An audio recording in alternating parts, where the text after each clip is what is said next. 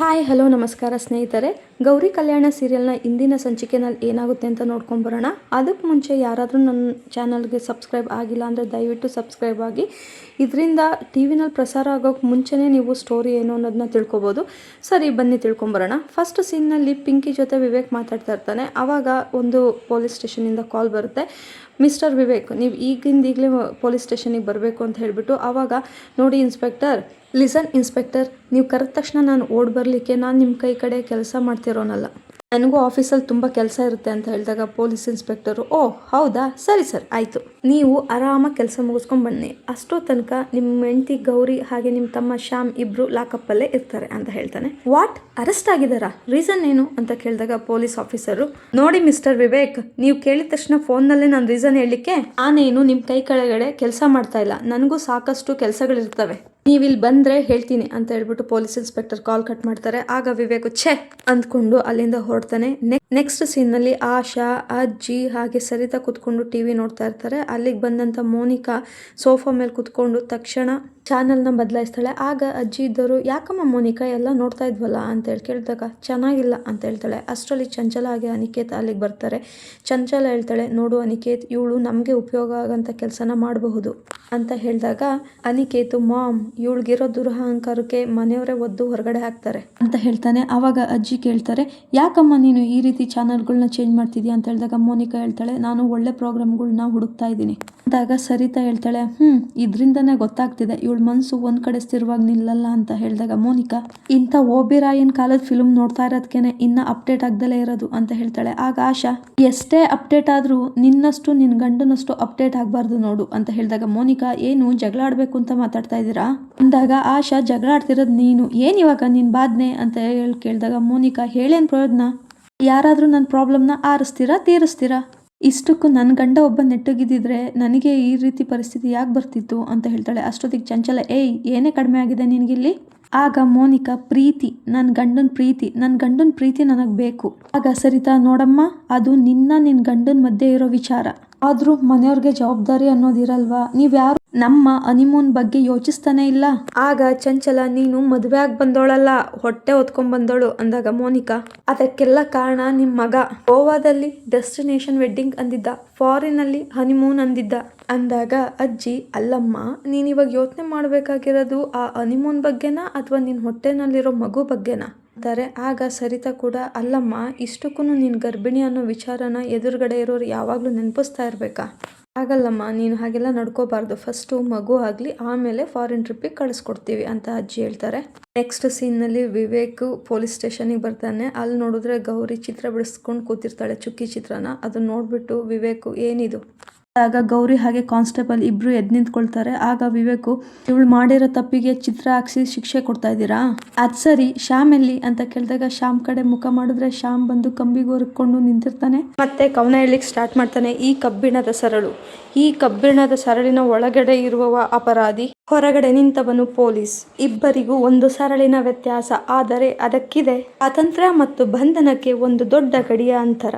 ಒಳಗಿರುವವನಿಗೆ ಹೊರಗಿನ ಪ್ರಪಂಚದ ಮೋಹ, ಆದರೆ ಹೊರಗಿರುವವನಿಗೆ ಒಳಗಿರುವವನ ಮೇಲೆ ಸಂದೇಹ ಅಂತ ಹೇಳಿದ ತಕ್ಷಣ ಅಲ್ಲಿರುವಂತ ಪೊಲೀಸ್ ಎಲ್ಲ ಕ್ಲಾಪ್ಸ್ ಹಾಕ್ತಾರೆ. ಅಲ್ಲಿಗೆ ವಿವೇಕ್ ಬಂದ್ಬಿಟ್ಟು ಶ್ಯಾಮ್ ಹತ್ರ, ಏನಿದು, ನಿಮ್ಮನ್ನ ರಂಗೋಲಿ ಸ್ಪರ್ಧೆ ಮತ್ತೆ ಕವಿಗೋಷ್ಠಿ ಕರ್ಕೊಂಡ್ಬಂದಿದ್ದಾರಾ ಅಥವಾ ಸ್ಟೇಷನಿಗೆ ಕರ್ಕೊಂಡ್ಬಂದಿದ್ದಾರಾ?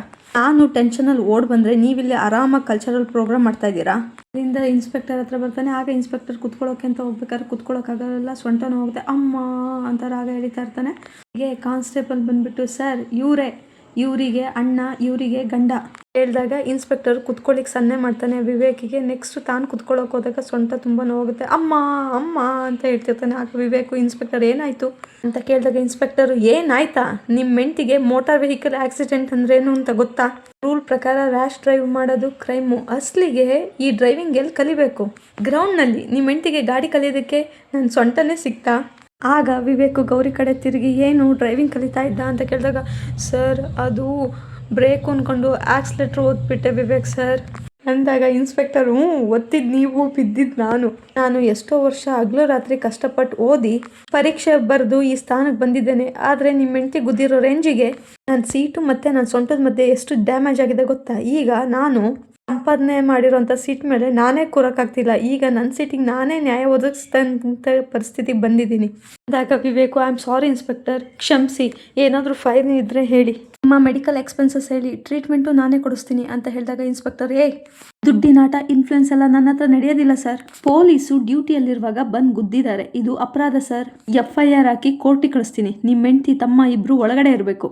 ನಿಮ್ಮ ಹೆಂಡ್ತಿ ಡ್ಯಾಮೇಜ್ ಮಾಡಿರೋದು ಆರ್ಡಿನರಿ ಸೀಟ್ಗೆಲ್ಲ, ಪೊಲೀಸ್ ಸೀಟ್ಗೆ. ಹೈಯರ್ ಅಥಾರಿಟಿ ಅವ್ರು ಕೇಳಲ್ವೇನ್ರಿ? ಒಬ್ಬ ಪೊಲೀಸ್ ಆಫೀಸರ್ ಆಗಿ ನಿಮ್ಮನ್ನೇ ನಿನ್ನ ಕಂಟ್ರೋಲಲ್ಲಿ ಇಟ್ಕೊಳಕ್ಕಾಗಿಲ್ಲ ಅಂದರೆ ಈ ಲಾ ಆ್ಯಂಡ್ ಆರ್ಡರ್ ಎಲ್ಲ ಹೇಗೆ ನೀವು ಕಾರ್ಯರೂಪಕ್ಕೆ ತರ್ತೀರಾ ಅಂತ.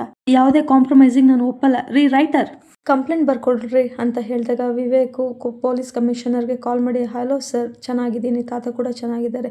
ನಾನಿವಾಗ ನಿಮ್ಮ ಏರಿಯಾದಲ್ಲೇ ಬರೋವಂಥ ಒಂದು ಸ್ಟೇಷನಲ್ಲಿದ್ದೀನಿ. ಇಲ್ಲಿ ಇನ್ಸ್ಪೆಕ್ಟರ್ ಹೆಸರು ಬಂದು ನಂದಕುಮಾರ್ ಅಂತ ಹೇಳಿ. ನನ್ನ ಹೆಂಡತಿ ಕಾರ್ ಕಲಿಬೇಕಾದ್ರೆ ಮಿಸ್ ಆಗಿ ಟಚ್ ಆಗಿದೆ, ಜೊತೆಗೆ ಮಿಸ್ಟೇಕ್ ನಮ್ಮದೇ ಇದೆ. ಆದರೆ SI ಅವರು ಇದನ್ನು ದೊಡ್ಡದು ಮಾಡಿ FIR ಮಾಡ್ತೀನಿ ಅಂತ ಹೇಳ್ತಿದ್ದಾರೆ. ನೀವೇ ಸ್ವಲ್ಪ ಮಾತಾಡ್ತೀರಾ ಅಂತ ಹೇಳ್ಬಿಟ್ಟು ಫೋನ್ನ ಇನ್ಸ್ಪೆಕ್ಟರಿಗೆ ಕೊಡ್ತಾನೆ. ಆಗ ಇನ್ಸ್ಪೆಕ್ಟರು ಫೋನ್ನ ಹಿಡ್ಕೊಂಡು, ಹಲೋ ಅಮ್ಮ, ಸರ್ ನಮಸ್ಕಾರ ಸರ್, ನಾನು ಇನ್ಸ್ಪೆಕ್ಟರ್ ನಂದಕುಮಾರ್ ಸರ್. ಸರ್ ಅದೇ ಸರ್, ಆಕ್ಸಿಡೆಂಟ್ ಸರ್. ಇಲ್ಲ ಸರ್, ಬರೀ ಟಚ್ ಆಗಿರೋದಷ್ಟೇ ಸರ್. ಸರ್ ಮೇಡಮ್ಗೆ ಡ್ರೈವಿಂಗ್ ಬರೋದಿಲ್ವಂತೆ ಸರ್. ಹಾಂ ಹೌದು ಸರ್.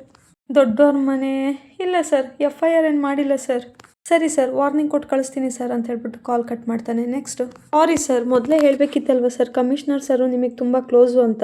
ಮೇಡಮ್ ಸ್ವಲ್ಪ ನೋಡಿ ಗಾಡಿ ಓಡಿಸಿ, ನಮಗೂ ಹೆಂಡತಿ ಮಕ್ಕಳಿದ್ದಾರೆ ಮೇಡಮ್. ಸರ್ ನೀವಿನ್ನು ಹೊರಡ್ಬೋದು ಸರ್ ಅಂತ ಹೇಳ್ತಾರೆ. ಆಗ ಥ್ಯಾಂಕ್ ಯು ಸರ್ ಅಂತ ಹೇಳ್ಬಿಟ್ಟು ಹೊರಡಕ್ಕೆ ಹೋಗ್ಬಿಟ್ಟು ಮತ್ತೆ ಹಿಂತಿರುಗಿ, ಸರ್ ಸೊಂಟಕ್ಕೆ ಸ್ವಲ್ಪ ಬಿಸಿನೀರು ಹಾಕ್ಕೊಳ್ಳಿ, ನೋವು ಕಡಿಮೆ ಆಗುತ್ತೆ, ಜೊತೆಗೆ ಉಪ್ಪಿನ ಶಾಖನೂ ಕೊಟ್ಬಿಡಿ, 2 ದಿನ ನೋವು ಮಾಯ ಆಗೋಗುತ್ತೆ ಅಂತ ಹೇಳ್ತಾಳೆ. ಆಗ ವಿವೇಕು ಸುಮ್ಮನೆ ಬಾಯಿ ಮುಚ್ಕೊಂಡು ನಡೆದ್ರೆ ಸರಿ ಅಂತ ಹೇಳ್ಬಿಟ್ಟು ಅಲ್ಲಿಂದ ಹೊರಟೋಗ್ತಾನೆ. ಹಿಂದೆ ಗೌರಿ ಹಾಗೆ ಶ್ಯಾಮ್ ಕೂಡ ಹೊರಟೋಗ್ತಾರೆ. ನೆಕ್ಸ್ಟ್ ಸೀನ್ನಲ್ಲಿ ಹೊರಗಡೆ ಬರ್ತಾರೆ ಪೊಲೀಸ್ ಸ್ಟೇಷನಿಂದ.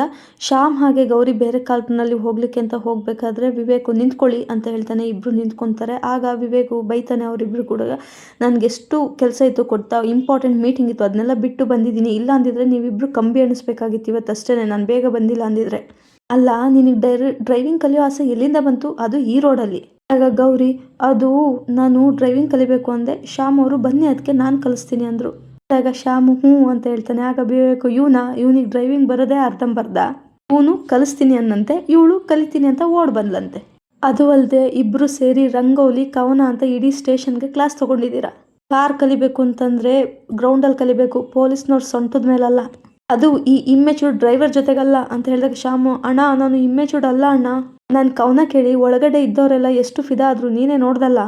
ಆಗ ಗೌರಿ, ಅದೆಲ್ಲ ಇರಲಿ ಬಿಡಿ, ನೀವು ಬಂದು ನಮ್ಮನ್ನು ಕಾಪಾಡಿದ್ರಲ್ಲ ತುಂಬ ಥ್ಯಾಂಕ್ಸ್, ನಮಗೆ ಗೊತ್ತಿತ್ತು ಏನೇ ಆದರೂ ನೀವು ಬಂದೇ ಬರ್ತೀರಾ ಅಂತ. ಅದೇ ನಾನು ಮಾಡಿದ ದೊಡ್ಡ ತಪ್ಪು, ನೀನು ಕೊಡೋ ಇರಿಟೇಷನ್ಗೆ, ನೀನು ಕಾಡೋ ಕವನಗಳಿಗೆ ಇಬ್ರು ಒಳಗಡೆ ಲಾಕ್ ಮಾಡಿಸ್ಬೇಕಿತ್ತು, ನಿಮ್ಮಿಬ್ರು ಲೈಫ್ ಟೈಮ್ ಹೊರಗಡೆ ಬಿಡಬಾರ್ದು, ಶಿಕ್ಷೆ ಆಗಬೇಕಾಗಿತ್ತು. ಆದರೆ ಏನು ಮಾಡೋದು, ಇಂಥ ಕರ್ಮಗಳ ಮೇಲೆ ಕ್ರಮ ತಗೊಳ್ಳೋರು ಯಾರೂ ಇಲ್ಲ ಅಂತ ಹೇಳಿಬಿಟ್ಟು ಅಲ್ಲಿಂದ ಹೊರಡಕ್ಕೆ ರೆಡಿ ಆಗ್ತಾನೆ. ಆಗ ಶ್ಯಾಮು, ಅಣ್ಣ ಫ್ರೀ ಇದೆಯಾ ಅಂತ ಕೇಳಿದಾಗ, ಹೌದು ಏನಿವಾಗ ಅಂತ ಕೇಳಿದಾಗ, ಅದಕ್ಕೆ ನೀನೇ ಡ್ರೈವಿಂಗ್ ಹೇಳ್ಕೊಡ್ಬೋದಲ್ವಾ ಅಂತ ಹೇಳಿದಾಗ, ನಾನಾ ಇವಳ್ಗ ಅಂತ ಹೇಳಿದಾಗ ಅಲ್ಲಿಗೆ ಗೌರಿ ಬಂದುಬಿಟ್ಟು, ನೀವೇನಾದರೂ ಡ್ರೈವಿಂಗ್ ಕಲಿಸೋಕ್ಕೆ ಸ್ಟಾರ್ಟ್ ಮಾಡಿದ್ರೆ ನನಗೆ ಫಿದಾ ಆಗ್ತೀರಾ ಅಂತನಾ ಅಂತ ಕೇಳ್ತಾಳೆ. ಆಗ ವಿವೇಕು, ನನಗೇನಂತ ಭಯ ಇಲ್ಲ ಅಂತ ಹೇಳ್ತಾನೆ. ಆಗ ಗೌರಿ, ಹಾಗಿದ್ರೆ ಕರ್ಕೊಂಡೋಗಿ ಕಲಿಸಿ, ನನ್ನ ಗಂಡನಿಂದ ಡ್ರೈವಿಂಗ್ ಕಲಿತೆ ಅಂತನಾದರೂ ಆಗಲಿ. ಆಗ ಶ್ಯಾಮು, ಅಣ್ಣ ಕಲಿಸ್ಬಿಡೋಣ, ಇಲ್ಲಾಂತಂದರೆ ಮತ್ತೆ 2-3 ಆಕ್ಸಿಡೆಂಟ್ ಆಗುತ್ತೆ, ನೀನ ಬಂದು ಮನೆ ಮರ್ಯಾದೆ ನಾಳೆ ನ್ಯೂಸ್ ಪೇಪರಲ್ಲಿ ಓದಬೇಕಾಗತ್ತೆ ಅಂತ ಹೇಳ್ತಾನೆ. ಆವಾಗ ಸರಿ ನಡಿ ಗ್ರೌಂಡಿಗೆ, ಡ್ರೈವಿಂಗ್ ಹೇಳ್ಕೊಡ್ತೀನಿ ಅಂತ ಹೇಳಿ ವಿವೇಕು, ಗೌರಿ ಮತ್ತು ಶ್ಯಾಮ್ 3 ಜನ ಕೂಡ ಗ್ರೌಂಡಿಗೆ ಬರ್ತಾರೆ. ಇಲ್ಲಿಗೆ ಇವತ್ತಿನ ಸಂಚಿಕೆ ಮುಕ್ತಾಯ ಆಗುತ್ತೆ. ಈ ಒಂದು ವಿಡಿಯೋ ತಮಗೆಲ್ಲ ಇಷ್ಟವಾಗಿದ್ದಲ್ಲಿ ಯೂಟ್ಯೂಬ್ ಚಾನಲ್ನ ಸಬ್ಸ್ಕ್ರೈಬ್ ಮಾಡ್ಕೊಳ್ಳೋದ್ರ ಮುಖಾಂತರ ಸಪೋರ್ಟ್ ಮಾಡಿ ಅಂತ ಕೇಳ್ಕೊಳ್ತೀನಿ. ಈ ವಿಡಿಯೋನ ನೋಡಿದ್ದಕ್ಕಾಗಿ ಧನ್ಯವಾದಗಳು. Thank you.